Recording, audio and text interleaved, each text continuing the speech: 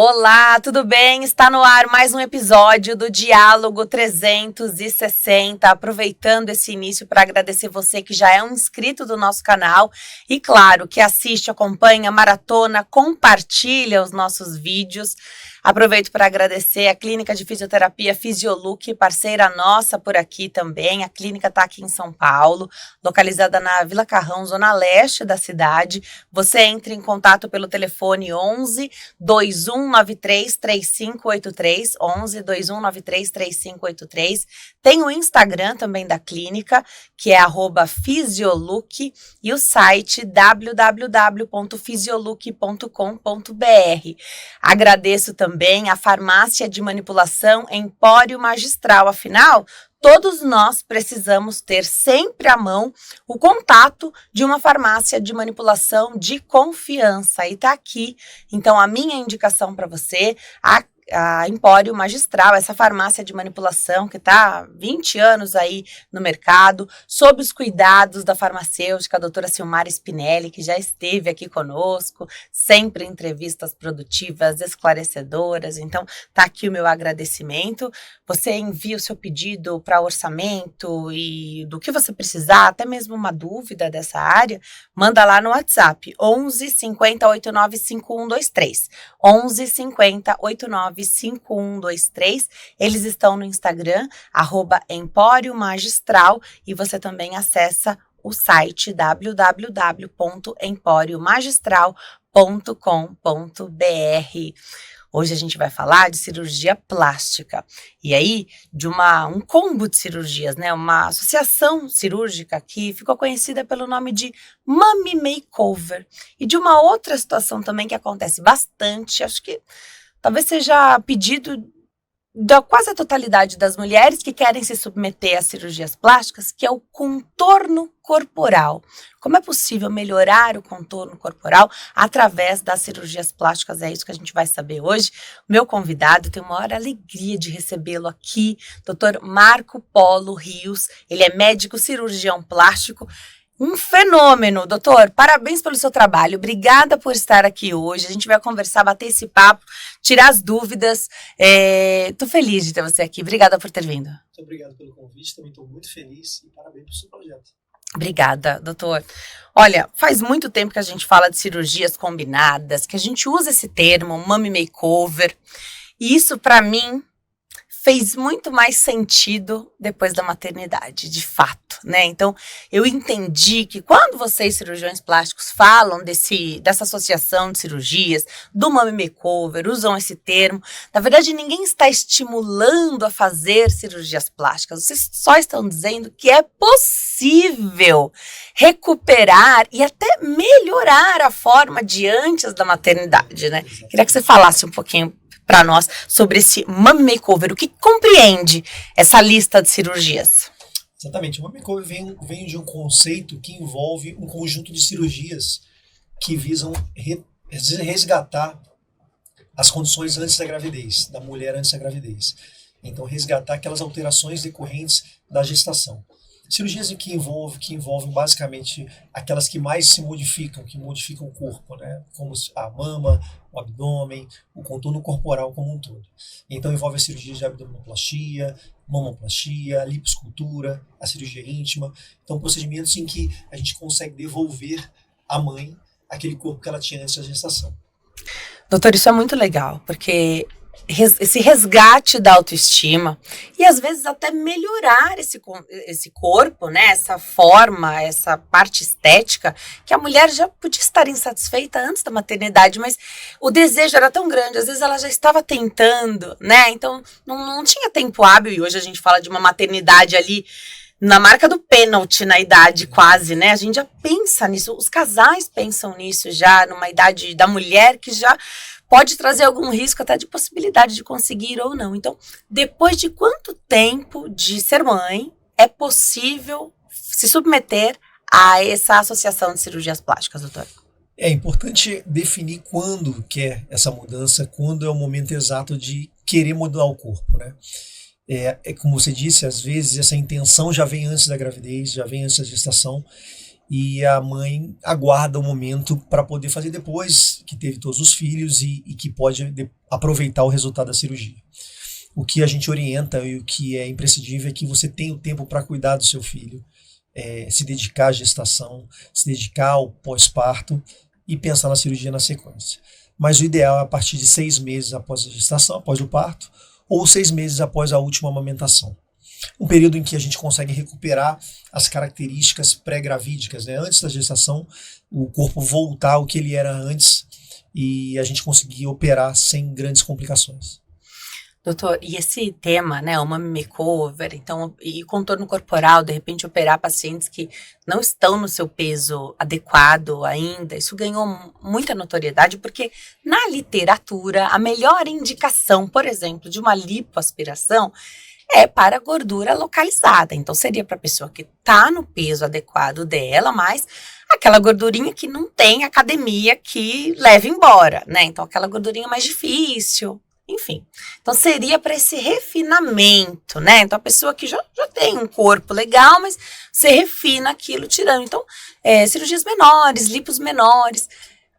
Mas na prática, muitas pessoas que estão no sobrepeso, e aqui eu tô reservando esse termo mesmo, porque claro que você não vai operar e te dá muito risco uma pessoa muito obesa, não é isso.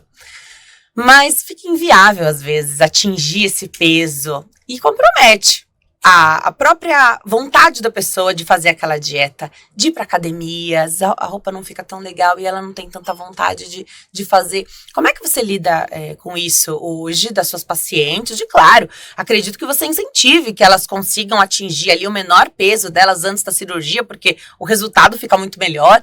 Mas às vezes isso não é possível, às vezes não é isso que elas estão buscando. Queria que você comentasse dessa questão do contorno corporal que melhora a autoestima, assim, de todo mundo que se submete a essa cirurgia, né? Existe uma regra que fala que quanto mais próximo do peso ideal você estiver, melhor resultado que eu vou conseguir te entregar.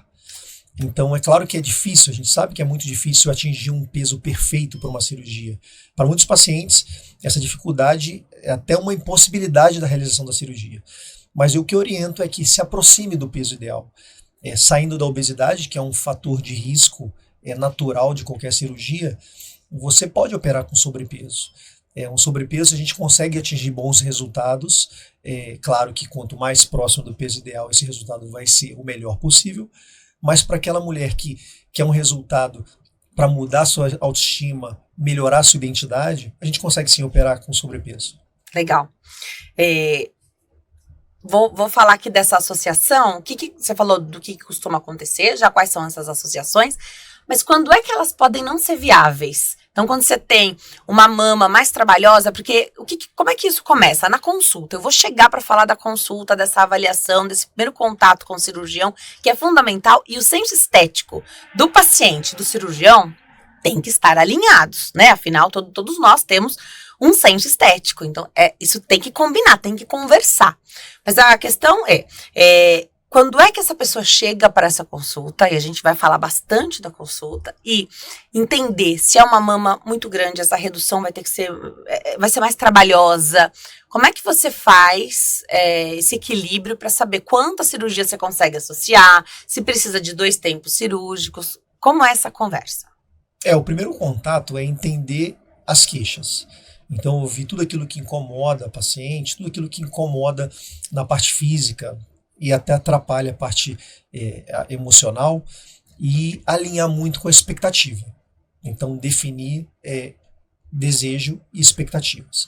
Mostrar para o paciente o que a gente pode conseguir, o que a gente pode atingir de resultado para deixá-la satisfeita, e deixando claro as incapacidades que a gente tem de algumas expectativas.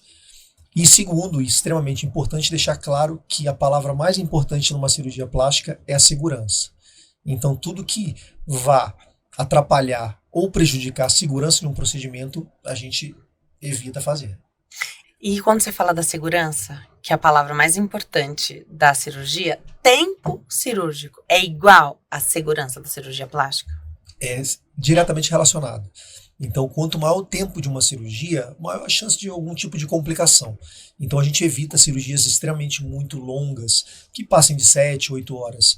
porque isso a gente aumenta o tempo anestésico, aumenta o procedimento que pode ter mais sangramento, maior risco de trombose, risco de embolia, então a gente limita esse tempo. E também outros fatores para garantir a segurança, como o peso, a idade, as características individuais de cada paciente, as dificuldades de cada procedimento, tudo isso vai influenciar bastante no tempo e, consequentemente, na segurança da cirurgia. Que tipo de exames pré-operatórios você pede? Eu sei que isso pode ter uma variação de cirurgião para cirurgião, cada um tem uma conduta. Aliás, a gente vai ter tempo para falar sobre isso também, eu acho fundamental. Hoje a gente tem muito acesso à informação, fóruns, grupos, mas é muito importante estar muito alinhado. A gente pode trocar experiência, claro que pode, mas o que a gente tem que seguir é o que o nosso cirurgião plástico recomendou, porque é a escola dele, é a assinatura dele, é o jeito que dá certo para as cirurgias que ele faz. Ele sabe o que ele fez ali. A gente acha que falar que é uma lipoaspiração agora. Como foi fácil ou difícil essa lipo? Foi grande ou foi uma lipo menor? Isso é só o cirurgião que sabe. Então é o teu suor que sabe ali, né? O teu braço, a força do teu braço que sabe quão difícil ou fácil aquela cirurgia foi. Queria que você falasse um pouquinho, então, sobre essa questão, doutor, por favor. O pré-operatório é muito importante ser feito de maneira adequada. Cada uma tem a sua característica, cada cirurgia tem uma forma de ser feito, mas isso os básicos, né? Os exames básicos em que a gente pede os exames de sangue, exames cardiológicos, no caso de cirurgias mamárias, os exames das mamas. Então a gente avalia toda uma função global para que a gente possa entrar num procedimento com o máximo de segurança. Mas o mais importante do que os exames pré-operatórios e do que a própria cirurgia em si é a confiança no profissional que você escolher. Então, quando você entra confiante, você sabe que independente do que aconteça, que na sua imensa maioria são as coisas boas, você tem a confiança naquilo que pode acontecer de errado também, que é mais raro, mas que você vai ter um profissional do seu lado em que você pode confiar em todos os momentos. Tirar uma dúvida, né? Se o teu paciente, eu parto dessa premissa. Se eu, como sua paciente, estou segura, estou tranquila, sei que qualquer coisa que acontecer, então de uma dúvida que eu tenha no pós-operatório, até uma mínima abertura de um ponto, ou uma dúvida se tá indo tudo bem nessa cicatrização ou não. Se eu tô segura, porque eu tenho seu contato, o seu ou da sua equipe, se eu posso te acessar, se eu tô tranquila, eu te deixo tranquila também, né? Exato. Uma coisa que eu faço questão com as minhas pacientes é que todas têm o meu contato pessoal. Além do contato de toda a equipe, que são pelo menos 6 pessoas em que ela vai poder contar a qualquer momento, ela tem meu contato 24 horas. Então, independente do que aconteça, ela vai poder falar comigo a qualquer momento. E é uma coisa que eu falo para todos no momento da alta, é que pequenas dúvidas, às vezes, podem virar grandes problemas. Então, o meu contato é exatamente para isso, para tirar dúvidas, esclarecer medos e evitar qualquer tipo de problema, né? Legal, perfeito. A gente minimiza, né, os problemas aí tendo esse acesso, tirando essa dúvida que pode ser pequena, Sim. mas que vai trazer uma solução ali imediata, legal. Agora, a gente conhece o cirurgião plástico. Normalmente, a gente não conhece a equipe toda. Você falou de anestesia, e é fundamental essa parceria, né? Então, Sim. Você tem a sua equipe, o seu anestesista é quem trabalha com você. É importante ter esse afinamento com o olhar. Os médicos dizem que uma troca de olhares no centro cirúrgico fala tudo. Então, estar em sintonia com a equipe é fundamental, é isso mesmo. Exatamente. Essa sinergia, né, que existe entre a equipe facilita muito o nosso trabalho. Então, eu estou com o meu anestesista há muitos anos, a minha instrumentadora há mais de 12 anos. Então, a gente consegue operar sem se falar. Então, se um dia eu não quiser conversar ou ela não quiser conversar comigo, a cirurgia vai transcorrer de uma maneira muito tranquila, porque tudo que eu preciso, ela sabe, e tudo que ela precisa, eu também sei. Então, assim, só no olhar, só no contato visual, a gente consegue conversar bastante. Isso é fantástico. E a gente não passa em consulta, normalmente, eu não sei como é que é no teu dia a dia, com o anestesista. A gente confia na tua escolha, né? Eu escolho você como cirurgião plástico e eu confio na escolha que você faz da sua equipe. Tudo bem, é assim, né? Existe uma avaliação pré-anestésica antes. Então, eu faço a avaliação dos exames e o meu anestesista liga para todos os meus pacientes na véspera da cirurgia ou marca uma consulta para que possa conhecê-la pessoalmente, conversar um pouco, explicar os detalhes anestésicos e para chegar na cirurgia muito mais tranquila e muito mais segura, né, do que vai acontecer. Então existe sim um contato prévio da minha equipe com o nosso paciente, inclusive da minha instrumentadora que faz aquela apresentação do que vai precisar no pós-operatório. Então eu prezo muito por esse contato, porque além da segurança que a paciente vai ter, não só em mim, mas toda a minha equipe, a gente consegue evitar algum tipo de problema, algum tipo de equívoco que possa acontecer numa comunicação, né? Perfeito. A anestesia não é tudo igual e anestesista não é tudo igual também, porque parte do trabalho ali do anestesista é nos dar conforto no pós-operatório imediato. Né? Então vai ter diferença sim, às vezes tem uma combinação anestésica e é para o nosso conforto ali, quando a gente acorda, quando tá tudo bem, aqueles primeiros momentos, talvez os primeiros dias, né, que a anestesia ainda tá ali fazendo efeito, é isso, doutor? Exatamente, existe aquele efeito do pós-operatório imediato que é muito intenso, tudo é muito exaltado, então esse contato com o anestesista também ocorre no pós-operatório, então ele vai ligar para saber como é que está indo, vai ter os retornos comigo, então a gente vai estar muito próximo e isso vai evitar aquele trauma pós-cirúrgico, né? Tanto que é interessante que todos os pacientes que não fariam uma nova cirurgia depois da cirurgia, depois de algum tempo, fariam de novo. Você falou desse momento pós-operatório, né? Existe aí o que se chama da semana do arrependimento. Eu não passei por essa semana do arrependimento. Se eu me arrependi de alguma coisa foi de não ter feito antes, mas acho que fiz no momento certo. Acho que combinou bem, calhou ali no momento da minha vida, sim, de me submeter à cirurgia plástica. Mas também a paciente que se inteira mais, estuda mais, está mais preparada para o que vai vir, né? Porque a gente se prepara, às vezes, para o pior, para viver. E dessa forma a gente consegue viver momentos melhores, né? Tem que estar preparado. E para tudo isso, esse tempo pré-cirúrgico, as consultas antes da cirurgia, tirar dúvidas, ler sobre, discutir com o médico, isso faz parte para amenizar essa tal semana do arrependimento? Sem dúvidas. Tudo que é desconhecido gera uma insegurança, né? Então esse contato com o profissional, a confiança que você vai ter nesse profissional durante o período de pré-operatório e ele te explicar tudo o que vai acontecer no seu corpo, desde os pontos positivos até os pontos negativos, como por exemplo um seroma, que é um acúmulo de líquido, ou uma dor no pós-operatório, ou um risco de uma infecção, tudo isso explicado é recebido de uma maneira mais fácil do que quando vem uma surpresa. Então a confiança é muito mais estreita quando a gente consegue passar todos esses detalhes antes do procedimento.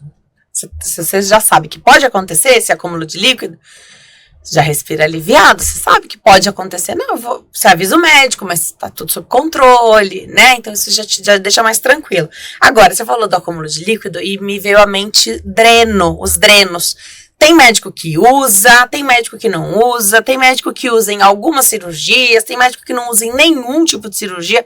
Eu quero saber qual é a tua linha, como que você trabalha com a questão dos drenos. Você usa, não usa? Não existe uma regra de sempre usar ou nunca usar. Eu uso sempre quando necessário. Então cirurgias em que a gente tem um descolamento de áreas muito grandes, por exemplo, como uma lipoaspiração ou uma abdominoplastia, em que a gente vai ter um espaço muito descolado, a necessidade do dreno é primordial porque a gente vai evitar esse acúmulo de líquido e evitar desconfortos que podem acontecer pela distensão desse tecido. Então o dreno é primordial. E eu sempre falo para as minhas pacientes que o dreno, muitas vezes considerado um vilão, ele é seu amigo, porque ele vai evitar muitos problemas iniciais. Então ele vai evitar dor, ele vai evitar risco de acúmulo de líquido que podem infectar.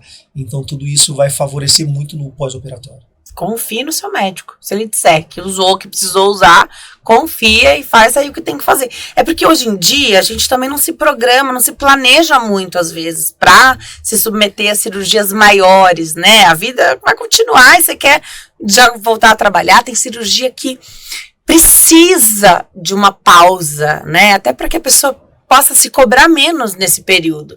E quando eu falo de uma pausa, eu sempre lembro da abdominoplastia. Eu quero saber se essa é uma cirurgia que ela é diferente, porque como impede um pouco, né, de alguns movimentos, né, dizem, né, nunca me submeti a essa cirurgia, que tem que ficar um pouquinho mais curvada no pós-operatório, que é mais difícil para dormir por conta disso, claro, que aí exigiria um afastamento, ou pegar mais leve se você tem filhos pequenos, tá fazendo esse mommy makeover, né? Pensar em quando você vai fazer isso, porque aí não vai poder dar colo de pé pra criança de jeito nenhum. Exato. Nem sei se sentada nos primeiros dias ou semanas. Explica pra gente, doutor. Abdômen, quando a gente fala de pausa, de cuidados, de programação cirúrgica, pro paciente, eu penso muito na abdominoplastia.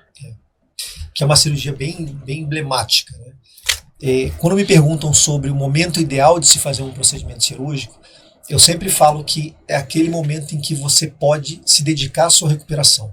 Independente de ser no inverno, ou no verão, ou nas férias, você precisa daquele momento para recuperar. E cada cirurgia tem uma característica. A mama tem uma, o rosto tem outra, a lipo tem uma outra característica, assim como a abdominoplastia.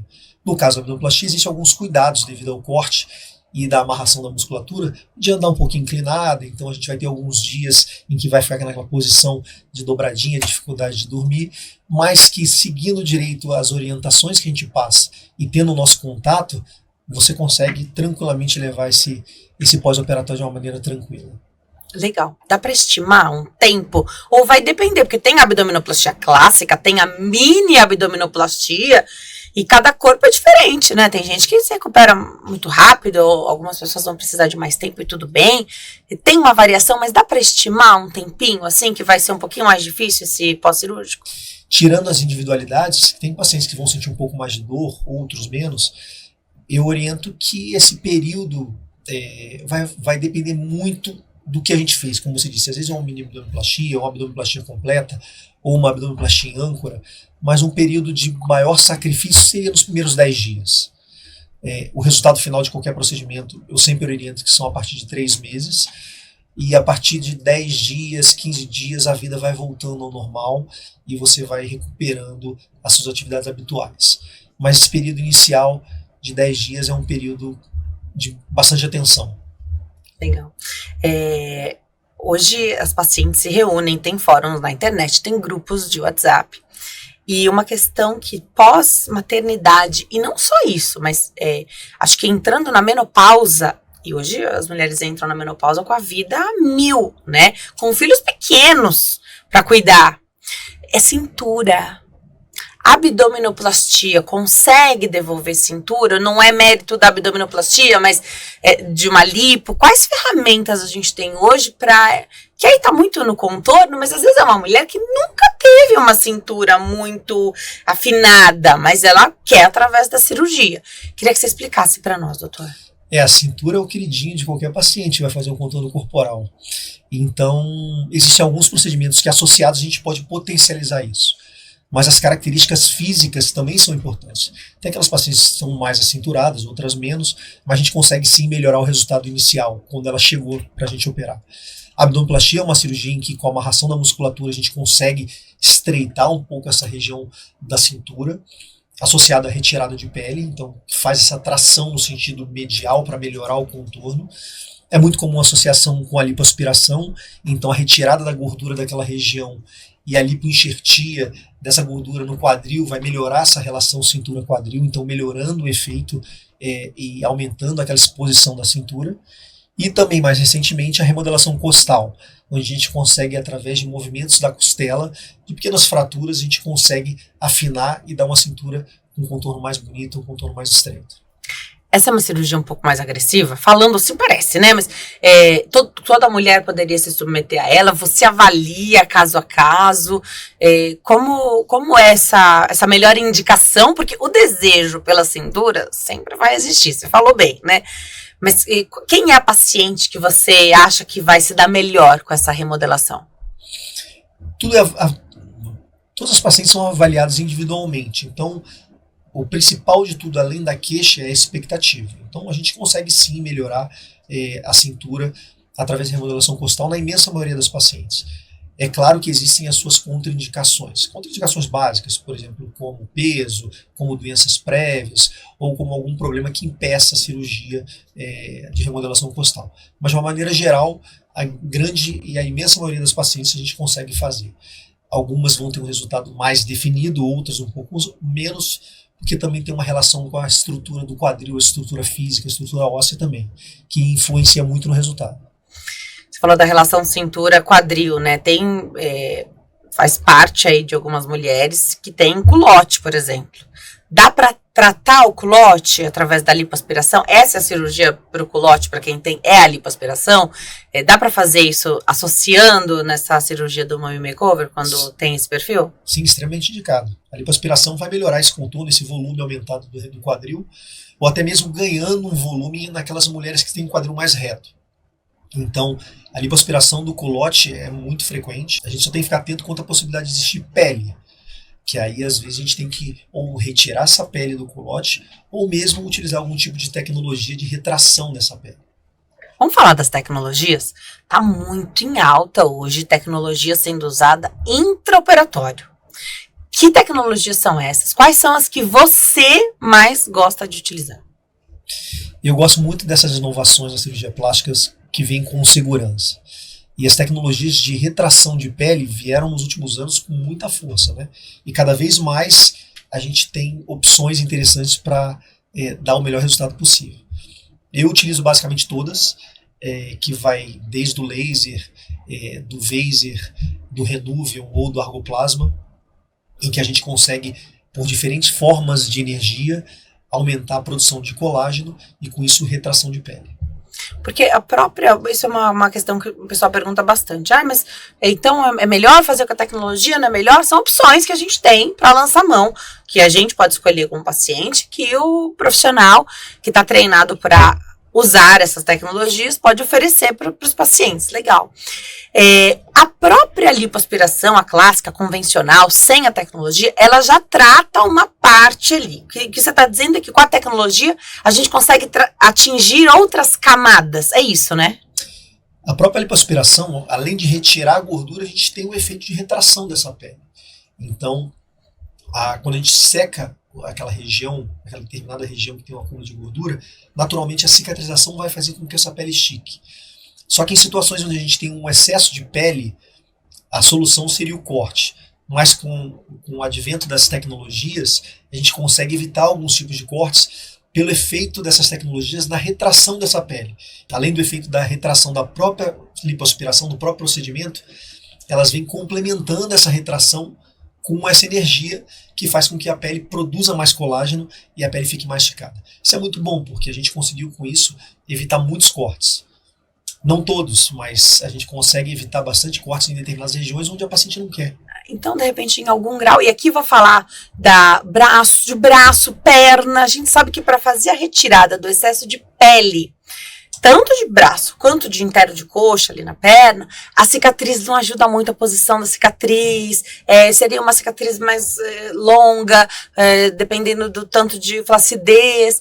Então, aí vai muito bem o uso das tecnologias, porque você consegue tratar a região sem precisar fazer aquela retirada, consegue atingir um ponto bom ali daquela retração de pele com a tecnologia, é isso? Exatamente, e é um receio muito grande uma cicatriz nessas regiões do braço, das coxas, na região do sutiã, daquela dobrinha do sutiã. Então as tecnologias nessas áreas, elas ajudam muito a evitar cortes. Então, desde que não tenha uma sobra de pele muito grande, a gente consegue sim utilizá-las no braço, no meio das coxas, na gordurinha do sutiã, na axila, no pescoço, então evitando cortes. É porque a lipoaspiração é um furinho, só um cortinho mínimo, né? Exatamente. Que você faz para colocar ali a cânula e aspirar. Com esse mesmo furinho você consegue passar a energia dessa tecnologia, é isso? Exatamente, a gente utiliza o mesmo acesso da lipoaspiração. Antes de fazer antes de sugar de aspirar essa gordura ou depois? Qual é a ordem disso? Depende da tecnologia. Tá.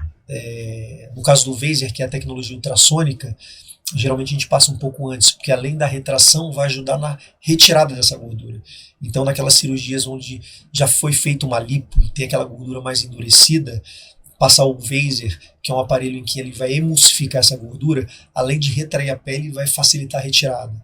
No caso do Renuvium ou do Argoplasma, que são tecnologias que a gente costuma passar depois da lipoaspiração, porque ela vai fazer a aderência dessa pele com a musculatura. Então, a pele já vai estar esvaziada pela retirada da gordura e os aparelhos vão entrar para fazer a aderência dessa pele, melhorando o leito dessa pele no músculo e diminuindo a flacidez.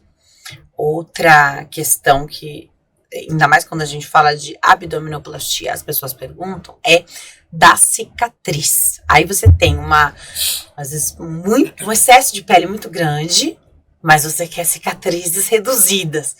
E é quase que uma coisa certa, pelo menos é o meu entendimento, de quanto mais flacidez você tem, maior é o corte que você precisa fazer para dar conta dessa retirada para o resultado ser satisfatório. É assim na abdominoplastia, para as mamas também. Hoje fala-se muito de uma mastopexia em L, né? Então você salvaria a outra pontinha ali, que é o T invertido, né? Se é muito volumosa, se é muita flacidez, não dá conta de ficar um bom resultado com uma cicatriz reduzida. Então, essas consultas pré-operatórias são importantíssimas para alinhar essa expectativa. Você tem que suportar a cicatriz em prol da sua nova forma, né? Sem sombra de dúvidas, você falou perfeitamente. O tamanho do corte vai depender da quantidade de pele que sobra.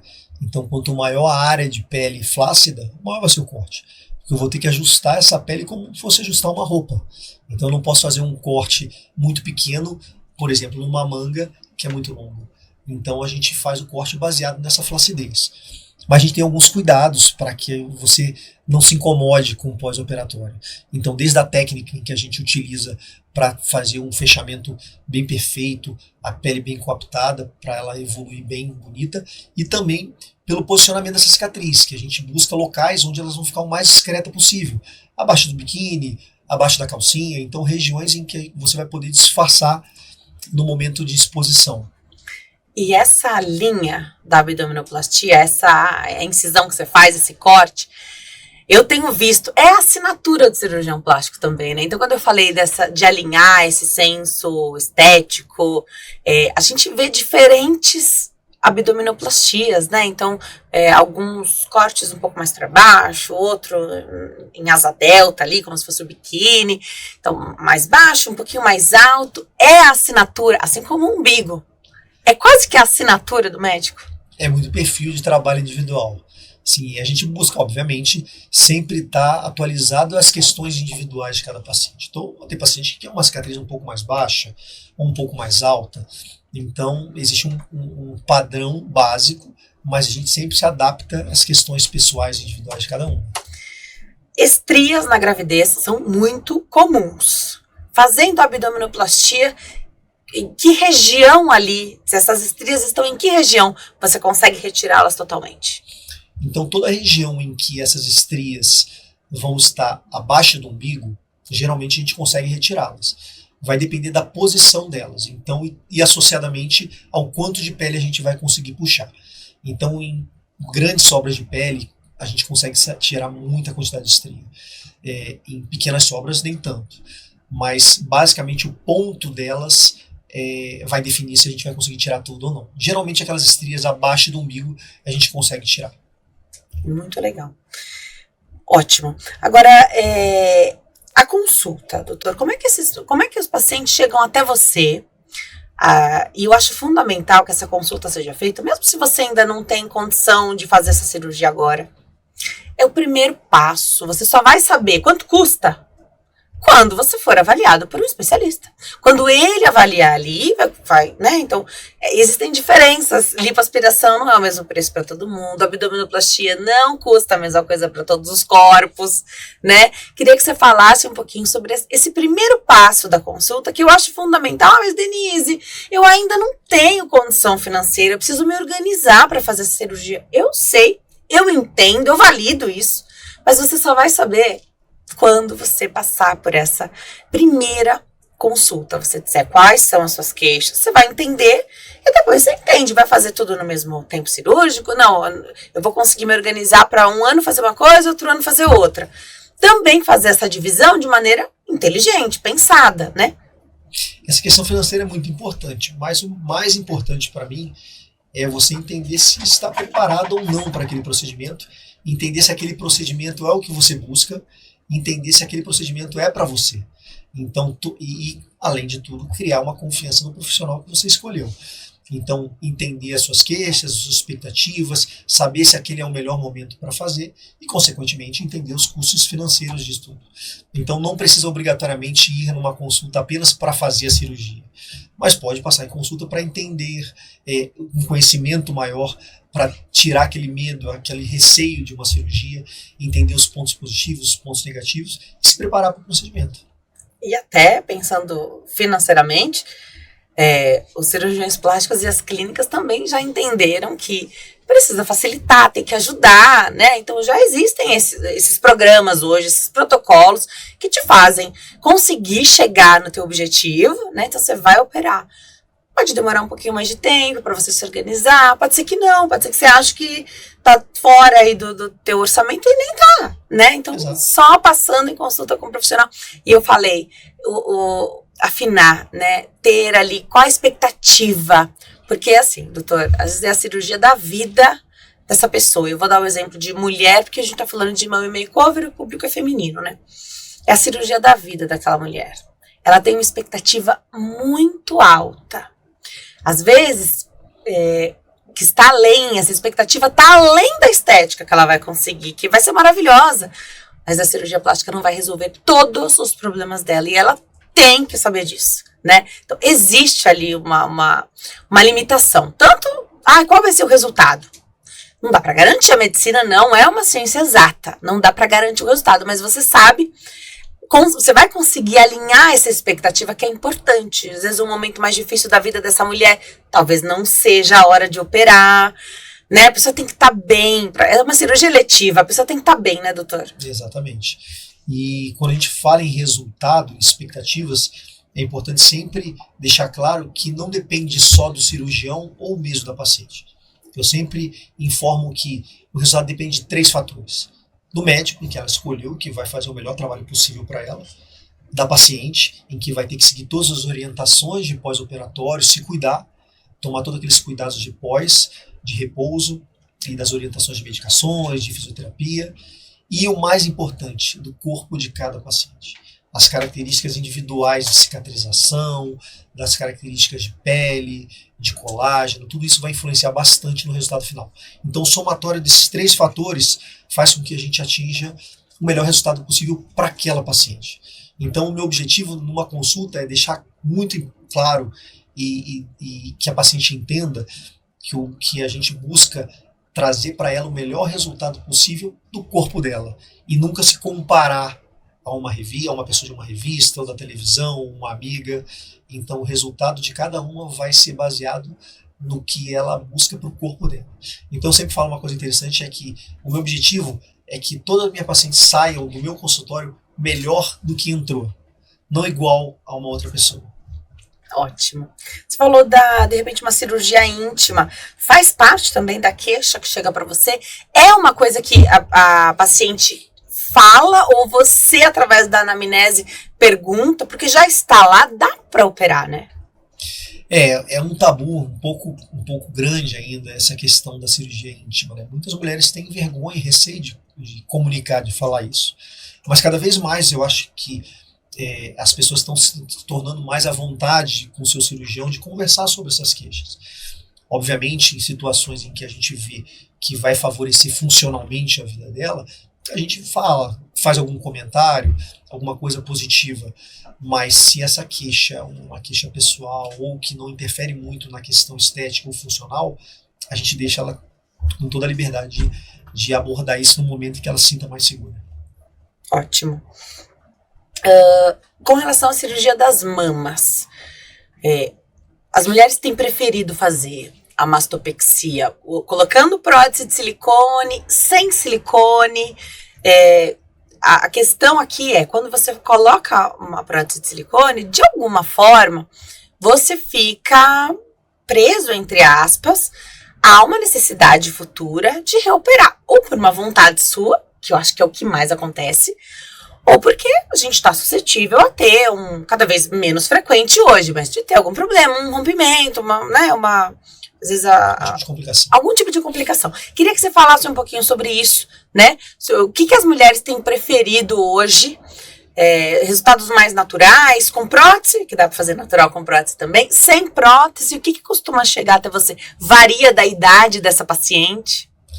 Varia muito de cada tipo de paciente, cada estilo de paciente, de vida de cada uma. A gente teve um boom na década de 90, início de 2000, dos implantes de silicone, das mamas grandes, e cada vez mais a gente tem observado o retorno das mamas naturais. Então, muitas daquelas pacientes que colocaram o implante há alguns anos atrás, hoje querem fazer o explante, que é uma cirurgia em que a gente vai tirar aquela prótese e reconstruir com o tecido que ela tem, ou mesmo enxertia de gordura. Então é muito variável. Mulheres mais jovens gostam muito do implante, que tem mamas pequenas. Mulheres, depois da gestação, muitas vezes querem mamas sem implante. Então é muito individual essa característica e também depende do estilo de mama de cada uma, né? Então quem tem mama muito grande, geralmente não quer colocar um peso a mais, né? E aquelas pessoas que nunca tiveram mama, às vezes querem algo para dar aquele contorno, aquele volume mais arredondado. Então, hoje a gente vê que aumentou muito as mamas com o objetivo de sem colocar prótese, mamas mais naturais. Mas a gente vê também bastante as cirurgias com implante. Legal. E dá para escolher o tipo de prótese? Então, primeiro, claro, o tamanho da prótese. Amigas costumam trocar essa informação, né? Então, colocou tantos ml, tem a prótese. E o tórax, o corpo, às vezes não comporta aquilo. E a gente já viu aí, com o boom que a gente teve décadas atrás do silicone, uma série de complicações até de você não fazer de quase que o seio unir, né? Porque o tórax não comportava aquilo. Aí você perde o meio ali do seio mesmo, né? Que essa é a parte bonita, né? Queria que você falasse um pouquinho sobre essa questão de cada uma tem um tórax e o que é combinado, porque você vai ter uma visão mais clara na hora da cirurgia. Combina o quê? Dois tamanhos e você vê na hora o que vai ficar melhor. Entendendo essa opção do implante, a gente tem que avaliar dois fatores. Primeiro, o desejo. Se quer uma mama grande, uma mama pequena, uma mama média, e associar esse desejo à estrutura física. Então, a altura da paciente, a largura do tórax, do quadril, dos ombros. Então, tudo isso a gente consegue escolher um tamanho adequado para aquele estilo de mama que ela gosta. Então, nem sempre quando você tem uma amiga que tem uma prótese de 300 ml, esse 300 ml vai ter o mesmo resultado em você, porque tem as características anatômicas diferentes. Então a escolha vai depender muito desse desejo e sim, no momento em que a gente for para o centro cirúrgico, a gente vai orientar nosso paciente de que a gente pode mudar um pouquinho o volume conforme a necessidade no momento do ato, no momento de colocar esse implante. Então que pode variar de 2 números, 3 números. Então essa liberdade a gente sempre pede para o paciente para escolher o melhor formato e o tamanho para ela. Doutor, existe uma ansiedade pelo resultado da cirurgia, né? E você falou que a partir de 3 meses o resultado começa a aparecer. E quando é que você dá alta para essa paciente? Então, que ela já fazendo o esforço dela, porque tem isso também, às vezes é aquele empurrãozinho que faltava para a gente mudar a rotina, começar a fazer atividade física, né? Quando é que você dá alta para essa paciente? Então, olha, não precisa mais voltar, venha só se você quiser me ver, tomar um café, mas você já não tá livre aqui desse acompanhamento, dessa cirurgia que fez. Como é que é isso? Eu brinco bastante com as pacientes ansiosas que a cirurgia plástica não é igual ir ao cabeleireiro, em que você já vai sair bonita. Então é todo um processo em que muitas vezes você vai ficar pior do que você entrou nesse período de recuperação, mas que a gente vai te dar um resultado muito mais bonito do que você veio e atingir aquela expectativa que você tem. Então esse período vai variar muito de cada paciente. Então um período de 3 meses a gente consegue observar bastante o resultado final. Algumas cirurgias às vezes até um pouco mais, 6 meses. Esse acompanhamento que eu faço com os meus pacientes, eu não deixo uma regra, eu deixo uma livre demanda. Então toda vez que a paciente precisar, tirar uma dúvida, ela tem todas as portas abertas para entrar em contato comigo. Cria-se uma relação de amizade, na imensa maioria das vezes, em que a gente não precisa definir um tempo e um fim de um acompanhamento, né? Mas basicamente os primeiros 6 meses são os meses mais frequentes de visitas, de retornos. Em que momento, doutor, você decidiu fazer cirurgia plástica? Que momento da medicina, antes mesmo de entrar na faculdade, você já sabia o que você queria fazer? Como é que foi isso? Fala um pouquinho sobre a sua trajetória. É engraçado que eu sempre, desde pequeno, apesar de não ter ninguém na família da área da saúde, eu sempre gostei queria ser médico, né? Sempre gostei da área da medicina. E Quando eu entrei na faculdade, eu entrei com a cabeça aberta, assim, querendo ver tudo, sem decidir por nada antes, para não enviesar minha formação. E a partir do segundo ano, eu gostei muito desse lado das áreas cirúrgicas, da cirurgia. E terminando a faculdade, eu fiz minha residência em cirurgia geral, que é um pré-requisito para a especialidade. E nesse período eu conheci a cirurgia plástica e vi que a cirurgia plástica não é só a questão da beleza física, e sim da beleza interna, da beleza interior, dos sentimentos, das expectativas. Não envolve só cirurgias estéticas, mas envolve as reconstruções. Então a gente consegue resgatar muito daquilo que o paciente tem a dor de recuperar, de que perdeu, por exemplo, com uma gestação, ou com um acidente, ou com uma queimadura. Então a cirurgia plástica, ela consegue devolver a autoestima não só no resgate da beleza, mas também na funcionalidade do corpo. Então foi uma especialidade que eu fui amadurecendo bastante a ideia, e quando eu entrei na residência, são 3 anos, eu tive a certeza que a minha escolha foi a certa. O caminho para se tornar cirurgião plástico é longo, né, doutor? Você falou do pré-requisito, que é fazer a residência em cirurgia geral, e depois ainda tem a residência em cirurgia plástica, né? Então, só depois dessa jornada, já tendo feito 6 anos da medicina, você recebe o título de especialista. Então, só depois dessa jornada você é considerado, né? É o cirurgião plástico ali. É longa essa trajetória, e assim, a tua história é linda, porque desde a sua formação você tem 9.000 cirurgias realizadas já, um número alto, né, com pacientes, assim, felizes, satisfeitas. Eu falei do senso estético, né, e como é importante você acolher essa paciente quando ela chega, né, porque esse é o teu dia a dia. Todo dia você recebe pacientes que têm queixas, principalmente estéticas, umas maiores, outras menores, e você tem a ferramenta para ajudá-las nesse caminho, né? Então, apesar de todo dia você fazer isso e receber várias pessoas, para aquela paciente, é o dia mais importante da vida dela, aquela consulta, que você faz várias por dia, né? Você atende muita gente por dia. Aquele é um momento especial para ela, e faz toda a diferença quando ela se sente especial naquele dia também, né? Sem dúvidas. E quando você gosta daquilo que você faz, é um dia especial para a gente também, né?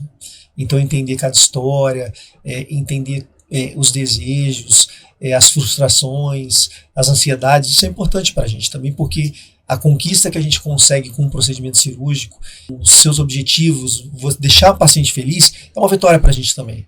Então é algo importante saber que a gente está trazendo felicidade, está trazendo bem para as pacientes que nos procuram e que depositam a confiança na gente, né?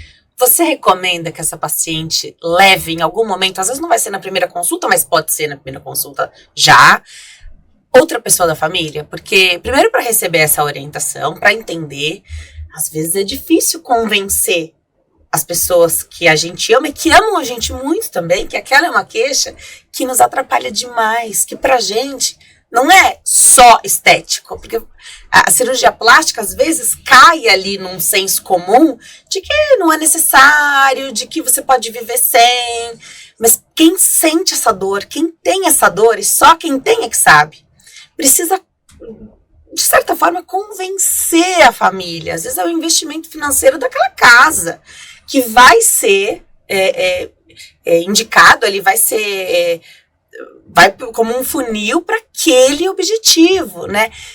E só quem sofre, só quem sente é que sabe como aquilo incomoda, não é só estético para quem está esperando essa cirurgia, né?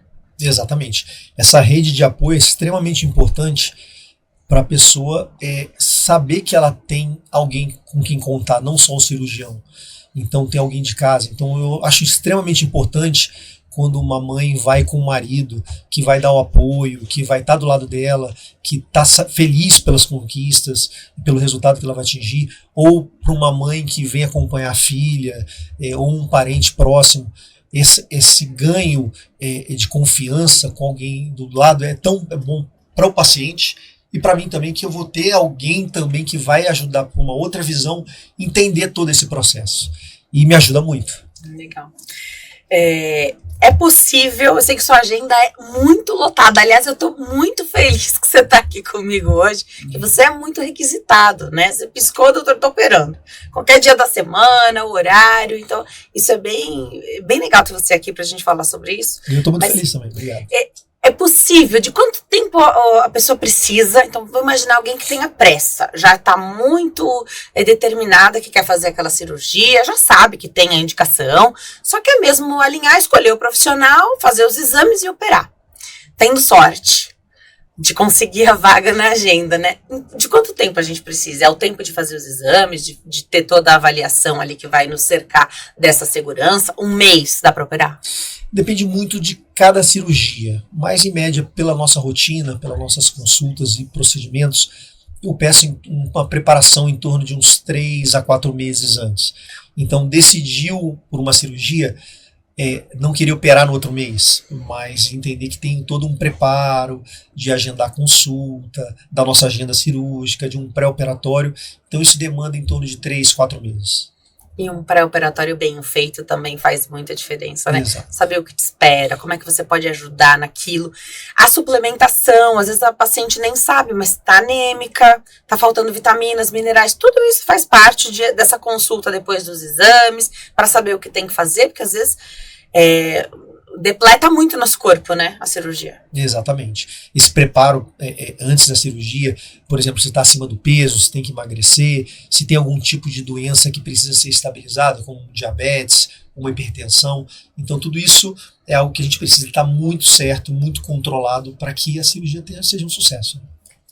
Adorei, doutor. Muito bom tê-lo aqui. Antes de eu agradecer e passar os contatos aqui do doutor, que eu vou deixar até o telefone de agendamento, já para você agendar essa consulta com o doutor Marco, tá? Eu vou passar às suas mãos um kit da Empório Magistral, nossa parceira aqui, a farmácia de manipulação. Ela separou um shot de colágeno, uma goma de colágeno Verisol e um creme corporal. Tá aqui, então, um presentinho da Empório para você. Obrigada, viu? Muito obrigado. Viu? Obrigada, doutor. Obrigada, Empório, por essa parceria incrível.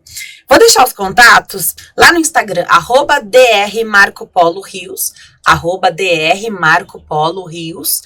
Tem o Instagram da clínica, que é @clinicarios.sp, clinicarios.sp, e o telefone, o WhatsApp para agendamento é 11 969295956, 11 969295956. Quem vai falar com vocês é a Tabata. A Tabata vai atender vocês muito bem, então mande mensagem para saber aí, agendar essa consulta e tirar do papel esse plano, esse sonho que você tem aí, né? Bora realizar esse sonho. O primeiro passo é aquilo que a gente falou. Mas Denise, eu não tô planejada para fazer agora. Faça a consulta. Esse é o primeiro passo, onde você vai receber toda a informação, todo o conhecimento, e depois você vai poder pensar sobre isso para realizar sua cirurgia plástica. Doutor, obrigada por ter vindo, viu? Muito obrigado, é um prazer, uma honra estar aqui, e parabéns pelo programa, tá muito lindo.